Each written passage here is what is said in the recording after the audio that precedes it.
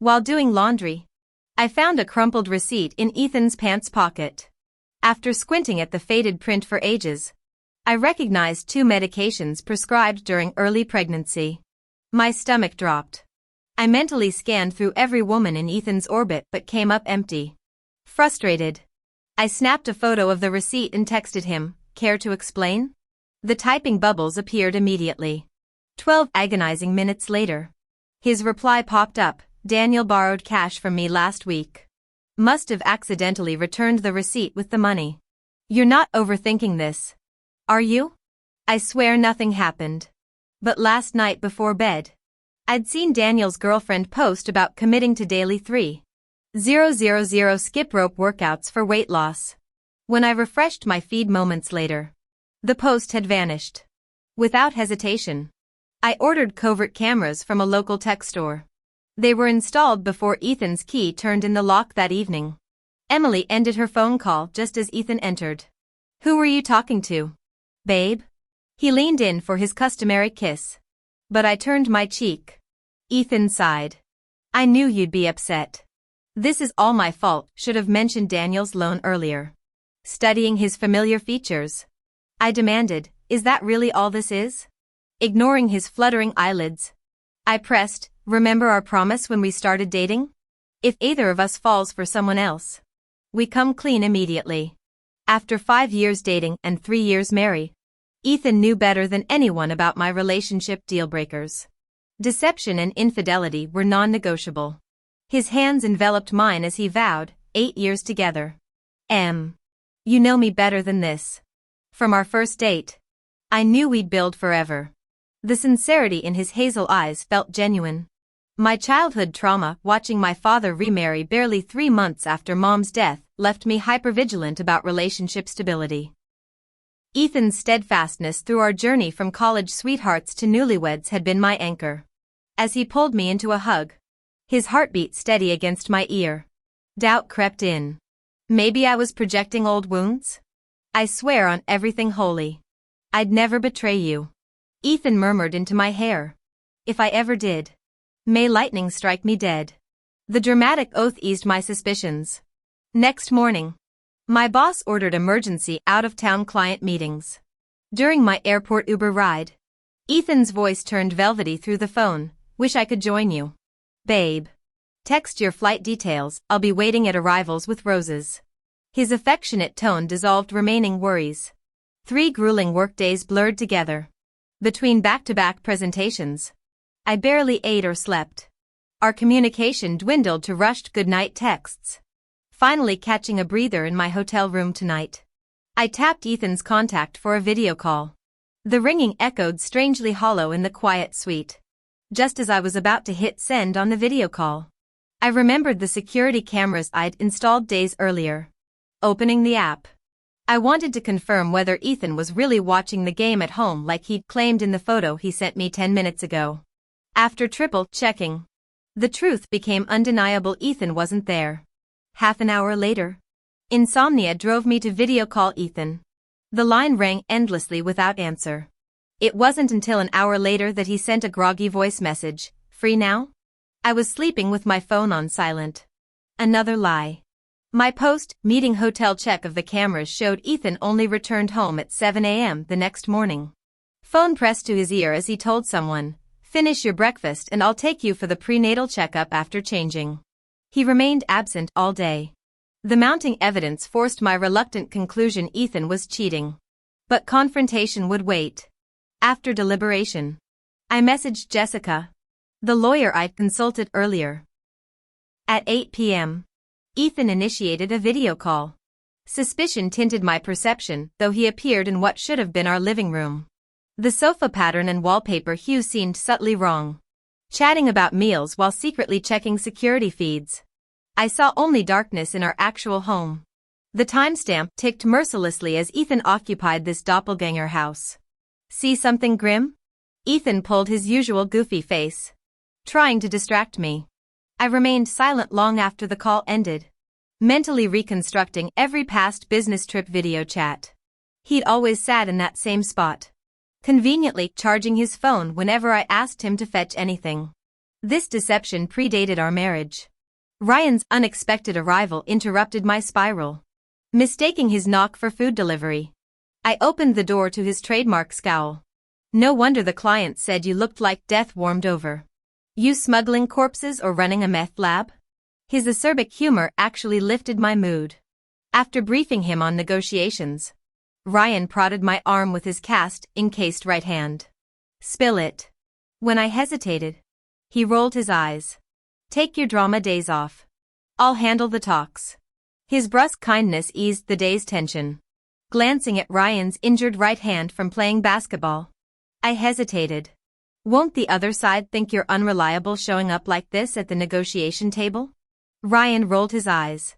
Between looking like a walking corpse and having a fractured wrist, which of us do you think appears less professional? I knew my own condition wasn't great, but Ryan's blunt sarcasm stung. The lawyer still hadn't sent any updates. Returning now in this state would likely tip them off. My marriage had already collapsed. I couldn't afford to jeopardize my career too.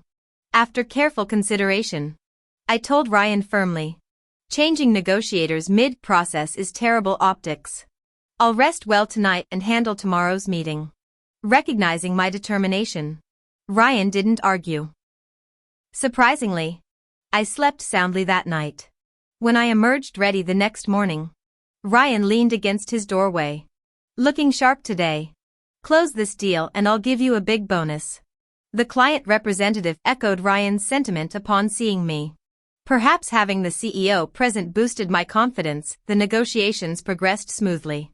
We secured a major contract at 1% above our target price. The client's approval, the contract figures, and the flood of congratulations in the company chat temporarily overshadowed Ethan's betrayal. True to his word, Ryan took me to the city's finest restaurant after the meeting. While waiting for our food, the lawyer messaged photos. He's being cautious. They barely interact in public. We only noticed something off when they visited multiple maternity stores together. Only got some blurry backshots. Recognize the woman? The distant shots were grainy, but I immediately identified Ethan. The woman trailing several meters behind him took longer to place until Ryan peered over. Huh? Since when is Ethan so chummy with Lily? Doesn't he care how this looks? Lily. Of all people. I'd imagined countless possibilities, never suspecting Ethan would get involved with the person I despised most. Emily? Emily. Only when Ryan pressed a napkin to my face did I realize I was crying. I hastily wiped my tears to find him watching me with uneasy concern. You're right. Ethan's cheating on me. My voice cracked. With my stepmother's daughter. My stepsister. The bitch who nearly got me expelled. Dinner was abandoned. Ryan packed the food and insisted on accompanying me back. Muttering, I know you hate public scenes. Cry all you need, pretend I'm furniture. We'll eat after you're done. His clumsy compassion disarmed me. Burrowing under the hotel duvet, I wept until the pillowcase soaked through. Each sob deepened the confusion. Why Ethan? Why Lily? Doesn't he know how vicious Lily is? Doesn't he realize that after her and Sophia's manipulations, I've practically been estranged from the Evans family? We've been together since college. Ethan personally witnessed Lily publicly slandering me. He also saw how my father Samuel would blindly take that mother-daughter pair's side to criticize me. He said he loved me, but his love meant secretly hooking up with the person I despise most behind my back. Even fathering a child with her? My phone buzzed. Ryan lifted the corner of my blanket to slip the device into my trembling hand. Seeing it was Jessica calling, I answered. I sent you more photos earlier. Since you didn't respond, I thought I should call. Through high-powered binoculars, I confirmed the little boy that woman's holding looks like a miniature version of your husband. You've been married 3 years, but that child appears to be 6 or 7 years old. I felt suffocated, throwing off the covers despite Ryan's startled look. I frantically opened the photos with shaking fingers. Ethan had shown me his childhood pictures before. I'd often imagined whether our future children would inherit my features or his. Tears splattered across the screen as I desperately tried to focus through blurred vision. Ryan took the phone from me. After wiping the screen on his shirt, He fell silent upon seeing the images. Holy shit. Ethan and Lily have a kid? Judging by the age, she must have gotten pregnant around the time you cut ties with your family? When grief becomes unbearable, tears dry up. I thought I'd collapse from anguish. But Ryan's words suddenly made me laugh hysterically. Ryan panicked, pacing around the hotel bed while muttering, "Emily, that trash isn't worth it. Please stay calm. Don't do anything rash." He refused to leave my room that night. I let him crash on the sofa. At dawn, I checked out to return home. Ryan shadowed my every move, even standing guard outside the airport restroom, terrified I might harm myself. 3 hours later, we landed in Zhangcheng. Upon turning on my phone, Daniel's ex-girlfriend called Emily. I broke up with Daniel, so there's no reason to keep covering for him. Ethan had another family before marrying you. You were tricked into this marriage. I'm calling because I overheard Daniel and Ethan planning to register that woman's son at school today. Her loud voice carried. Ryan heard everything, sliding into the taxi beside me. He told the driver, Zhangcheng First Elementary. It was new student registration day. We hadn't waited long at the gates when we saw Ethan and Lily emerge, each holding one hand of a small boy. Ethan was smiling at the child when he suddenly looked up and locked eyes with me. His grin vanished instantly. As Lily turned to follow his gaze, Ethan stammered, "Honey, what are you doing here?" Lily initially looked startled upon seeing me, but quickly tightened her grip on the boy's hand. Smugness crept into her voice. "Emily, long time no see. Since you don't have children, why would you be here?" I didn't say anything. Simply took out my phone and snapped a photo of the three of them first. Seeing my action, Lily reacted swiftly, stepping forward. "What are you doing? Delete that photo now." As she tried to grab the phone, Ryan slapped her arm away. "Mommy," the little boy called out timidly while looking at me and Ryan. Lily pulled her son into a one-armed embrace, the other hand protectively cradling her belly. Her eyes darted between us. "What do you want? This is a school entrance with cameras everywhere. If anything happens to me or my son." Parents of freshmen surrounded us. Lily's loud voice drew everyone's attention. Ethan grabbed my wrist, his low voice both pleading and threatening. "Emily, let's discuss this at home. This is a school." Before I could respond, Ryan spoke up. "Ethan, after all these years knowing you, I never imagined you'd sink this low." Though both entrepreneurs, Ryan's company had far outpaced Ethan's. When I'd interviewed at Ryan's firm 5 years ago, Ethan initially objected. But after one night, he'd reasoned, "Actually, working for him makes sense. With your skills, you'll drain his coffers dry. We'll profit either way. Besides, as alumni, over the years, Ryan's business flourished while Ethan's stagnated. My salary grew accordingly." Ethan secretly viewed Ryan as his rival. Hearing his imagined competitor's condemnation now, Ethan snapped, "This is between Emily and me. Who asked for your opinion?" I shook off Ethan's grip, raising my voice. "Why shouldn't he speak? You weren't ashamed to cheat, let's have everyone judge." Ignoring Ethan's protests and Lily's stunned expression, I concisely exposed their affair. The crowd noticed Lily's son's age. When I revealed my 3-year marriage versus their longer entanglement, accusations shifted. "So she's stealing husbands like her mother did? The apple doesn't fall far. Using fake documents for school registration? How brazen." Feeling some vindication, I barely registered Ethan, breaking free from Ryan's restraint until his palm struck my face. "Emily, was this public humiliation necessary? Happy now?" I retaliated with 2 stinging slaps across his face, then delivered another to Lily. "Why here? Ethan, consider this official notice. I'm divorcing you." Turning sharply, I strode to the taxi where Ryan already held the door open. As we pulled away, he asked, "What's your plan?" "He won't make this easy." Clasping my trembling hands, I inhaled deeply. "Then we'll fight. However long it takes. I'll make sure they pay." When I explained that the photos were taken by the private investigator I hired, Ryan nodded. "I know an excellent divorce attorney.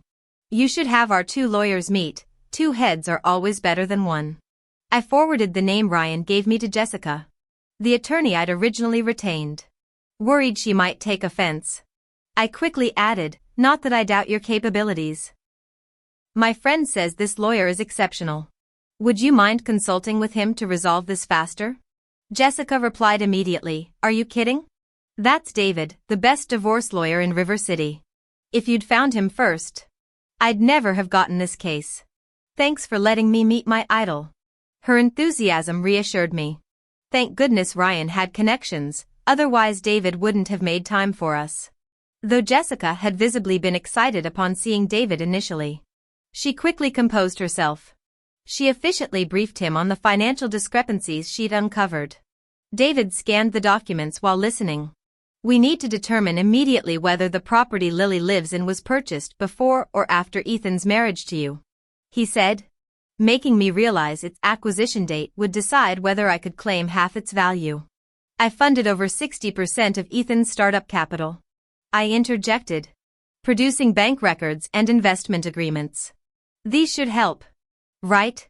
David nodded. "Absolutely.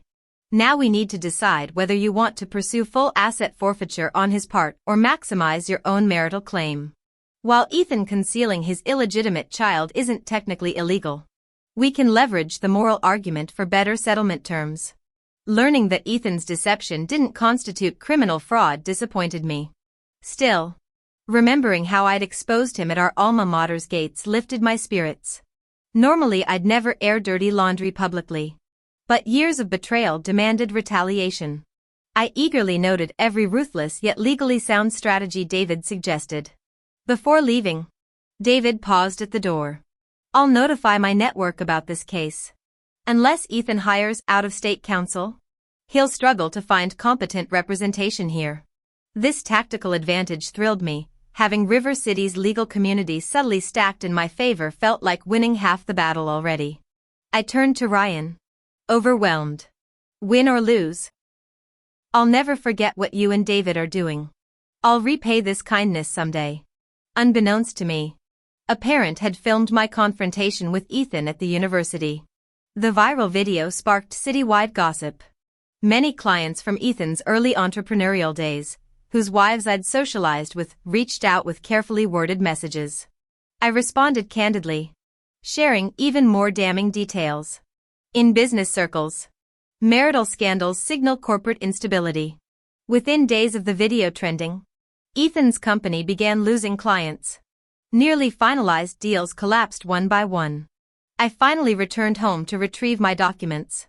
Having ignored Ethan's barrage of calls and texts that alternated between desperate apologies and unhinged threats.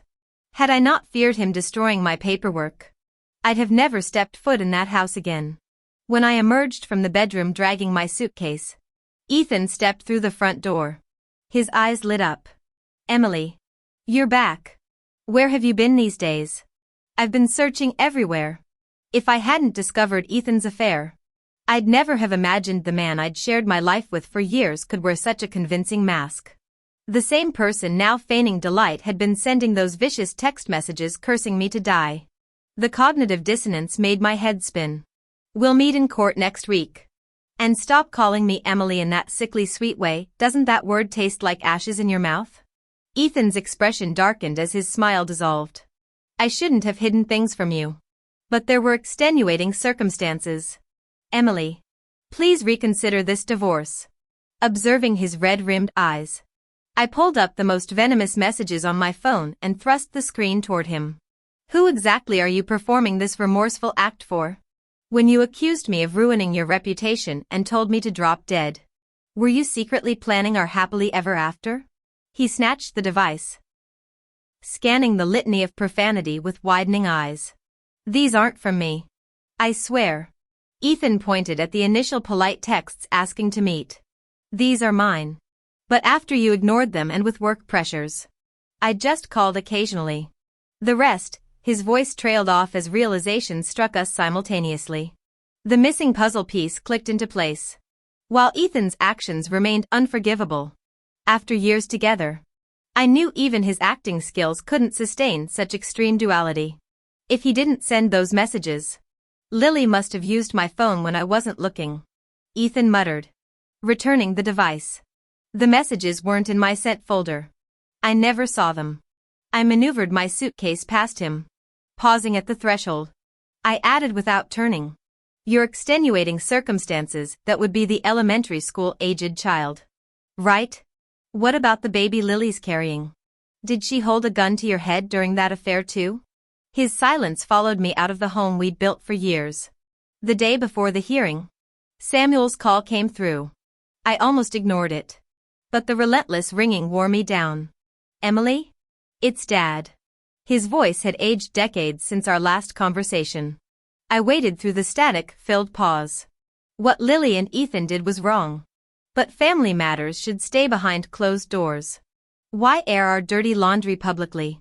A bitter laugh escaped me. So you admit their behavior was shameful? They wanted secrecy, I'm giving them celebrity status.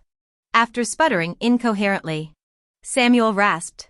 Lily's still your sister. Can't you pretend like before? Act oblivious?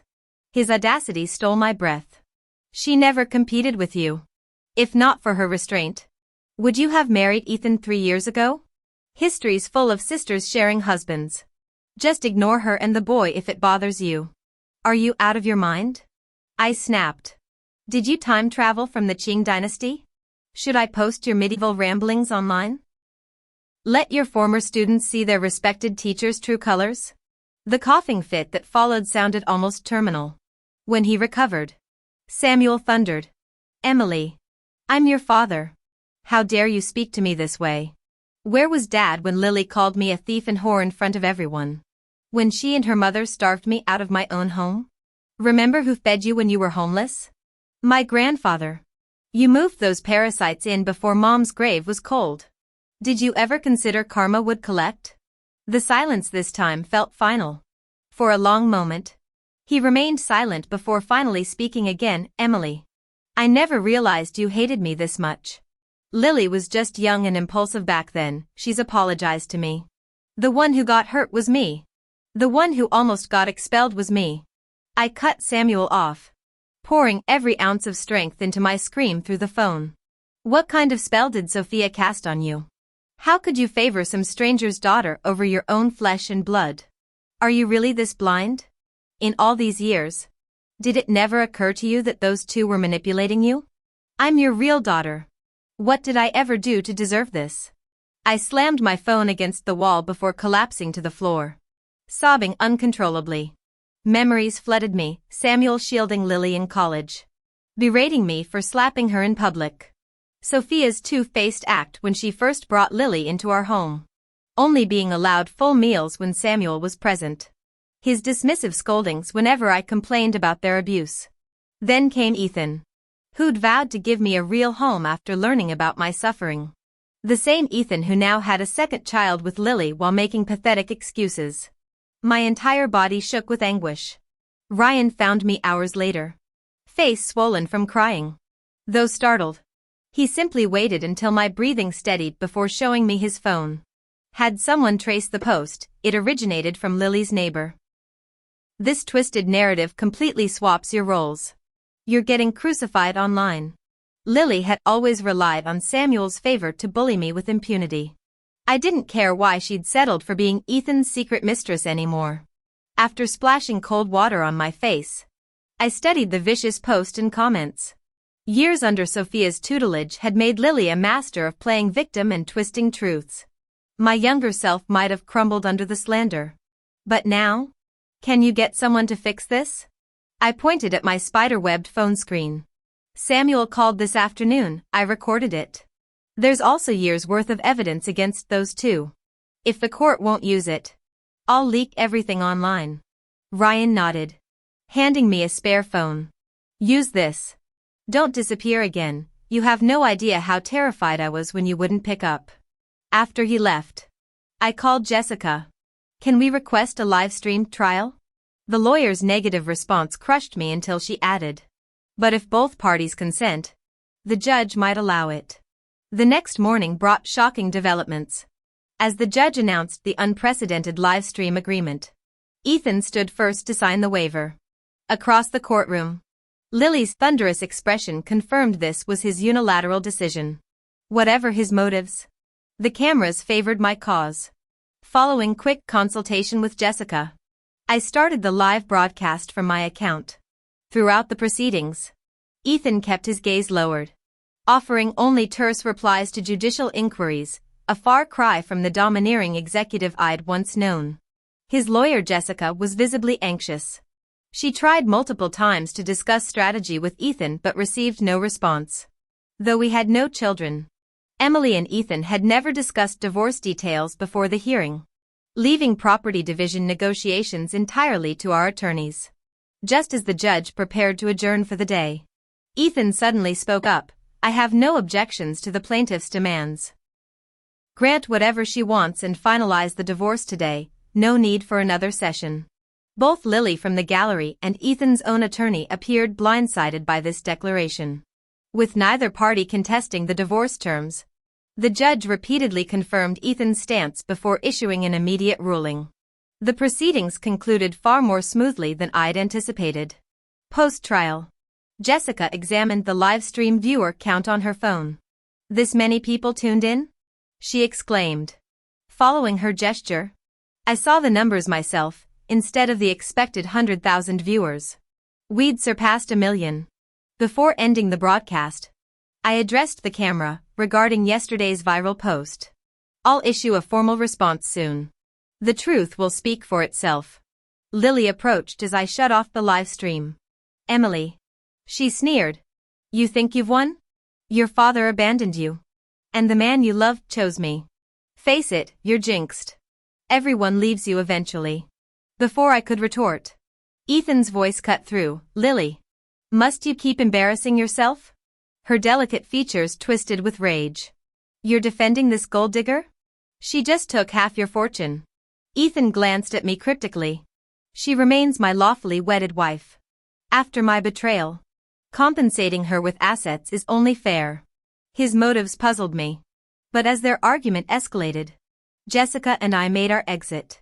"The divorce decree will arrive within 10 days, Jessica reminded me. "Only then will everything be official." Having researched the process, I appreciated the court's efficiency compared to civil office procedures. "I'm drafting my counter to Lily's online smear campaign," I told her. "Could you review it for legal compliance later?" Recent studies on cyber law taught me the importance of measured responses. Even when furious, I'd intentionally kept Ryan away today. Given Lily's penchant for dramatic misinterpretations, his presence would have fueled more online theatrics. His call came moments after parting with Jessica, caught the live stream. Ethan's cooperation surprised me. But the outcome works. We agreed on my office return tomorrow before Samuel's call interrupted. After several silent seconds following my name, Samuel finally spoke. "Watched the trial, saw the public comments. Your mother haunted my dreams last night, accusing me of failing you." His voice broke. "The netizens are right. I let my daughter suffer under her stepfamily's cruelty for years." Long after hanging up, I stood motionless. Samuel's apology, once unimaginable, hung heavy in the air. My courtroom livestream aimed to expose Ethan and Lily's misdeeds, yet somehow unearthed unexpected reckonings. I never expected those online comments would make Samuel realize his mistakes. Coming back to my senses, I glanced at my phone. The trial process and verdict were all over trending topics.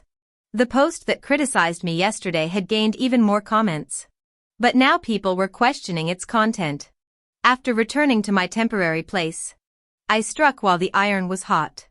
I compiled every instance of unfair treatment I'd endured since Sophia and Lily entered my life, along with Samuel's blatant favoritism.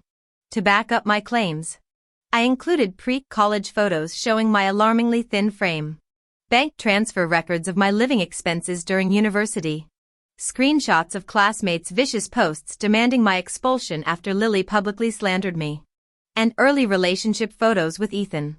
I pixelated Lily's son's face in their family photo taken at school gates, included my marriage certificate with Ethan, and ended with side-by-side comparisons of two nearly identical houses Ethan had renovated. Thanks to the trial exposure, My account gained numerous followers overnight. The post went viral within 30 minutes. Lily became infamous. Her social media accounts got doxxed and banned due to overwhelming backlash. Ethan's company faced product boycotts after being exposed. Though reasonable netizens urged waiting until I received divorce compensation before full-scale boycotts. Samuel got torn apart for his outrageous phone call remarks, with former students revealing his mediocre teaching skills and outdated views that the school had tolerated due to his seniority. His previous employer swiftly revoked all his past awards. Sophia's dirty laundry got aired. Her first marriage involved homewrecking, and she'd been caught cheating with Samuel, leading to her penniless exit from that marriage. The truth kept unraveling layers of deception. When I finally received the court judgment, Ethan called. "Emily," he asked hoarsely, "are you happier now?" I enthusiastically confirmed. He sighed. "I'm glad. You probably won't believe this, but I've always loved you." If Lily hadn't drugged me that night, after she had the baby, she promised not to ruin our relationship. I was terrified of losing you, so I agreed to visit the child when you were busy. I thought I could keep this secret forever. His voice broke as he recounted how Lily suddenly changed demands after our wedding. But as I silently listened, I knew the truth. If I hadn't found that pharmacy receipt in his pocket, hadn't discovered clues through Daniel's ex-girlfriend, his deception might have lasted a lifetime. Word is Sophia and Samuel had explosive arguments after seeing the online fallout.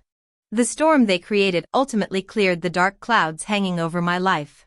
Samuel, who had been obedient since Sophia entered the door, didn't indulge her this time and directly resorted to violence. Despite his age, the physical disparity between men and women remained evident. Sophia was beaten by Samuel and hospitalized. Lily called the police. Since the injuries didn't even constitute minor harm and Samuel showed sincere remorse, he was quickly released. However, when Sophia demanded a divorce, Samuel refused. He stopped physical violence but began psychologically torturing Sophia. Once, I accidentally saw Sophia on the street. The woman who had always cherished her appearance now had lifeless eyes. Ethan didn't marry Lily, claiming company troubles and inability to support 2 children. He pressured Lily to abort her pregnancy. After Lily's abortion, he sued her for custody, arguing her lack of income justified taking full custody. Lily snapped. Having lost everything, she stabbed Ethan during another fruitless confrontation. Ethan survived with minor injuries, but Lily was imprisoned for attempted murder at his insistence. Jessica had always dreamed of being a private investigator, finding my case particularly compelling. She kept tracking everyone involved. These updates all came from her. I listened to these endings like a detached observer, though each person had once been part of my life. "Emily, when will you and Ryan get together?" Jessica blurted out after finishing her stories. I smiled wryly. "After everything I've realized, money matters most. I'll focus on my career and milk Ryan for all he's worth." This was my truth. Men only slow down my money making.